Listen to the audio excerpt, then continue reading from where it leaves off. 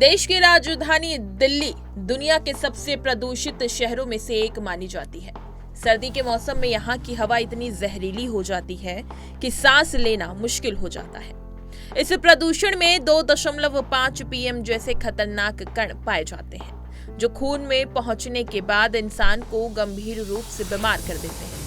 अब बड़ी बात यह है कि प्रदूषण सिर्फ इंसानों को नहीं, बल्कि देश की अर्थव्यवस्था को भी बर्बाद कर रहा है। प्रदूषण से देश को इतना ज्यादा लॉस हो रहा है कि आप सोच भी नहीं सकते। भारत में बढ़ता प्रदूषण देश की अर्थव्यवस्था को गंभीर रूप से बीमार कर रहा है। एक रिपोर्ट के अनुसार देश को हर साल प्रदूषण की वजह से 95 अरब डॉलर के आसपास का नुकसान होता है। ये आंकड़ा देश की जीडीपी का लगभग 3% है। दरअसल साल 2019 में डलबर्ग नाम की ग्लोबल कंसल्टेंसी फर्म ने इस पर शोध किया था।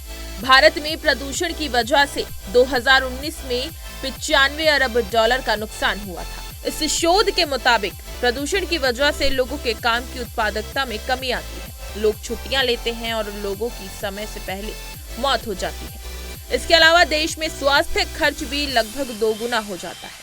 सिर्फ 2019 की बात करें तो प्रदूषण की वजह से 3.8 कार्य दिवसों का नुकसान हुआ, जिसमें 44 अरब डॉलर का नुकसान हुआ। प्रदूषण के चलते जो स्वास्थ्य समस्याएं हो रही हैं, उसकी वजह से लोग बाजारों और रेस्तराओं में कम जा रहे हैं, जिसकी वजह से देश को सालाना 22 अरब डॉलर का नुकसान हो रहा है। देश की राजधानी दिल्ली की स्थिति इस समय सबसे ज्यादा खराब है। यहाँ प्रदूषण की वजह से ग्रैप 4 लागू है। यहाँ तक सुप्रीम कोर्ट ने भी कह दिया कि जब तक प्रदूषण कम नहीं हो जाता, राजधानी में ग्रैप 4 लागू रहेगा। आपको बता दें, ग्रैप 4 का मतलब होता है अत्यंत गंभीर प्रदूषण, यानी ऐसी स्थिति में बाहर बिना मास्क के निकलना सेहत के लिए हानिकारक हो सकता है। आपको बता दें, एक रिपोर्ट के अनुसार देश को हर साल प्रदूषण की वजह से अरबों डॉलरों का नुकसान होता है और ये आंकड़ा सिर्फ जीडीपी का लगभग 3% है।